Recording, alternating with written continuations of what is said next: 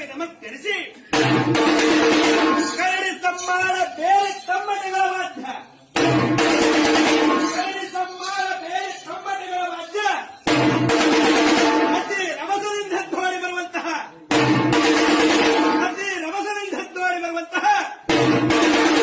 ನಮ್ಮ ಶ್ರೀ ಗುರು ಕೊಟ್ಟೂರೇಶ್ವರನೇ ಬಹುಪರ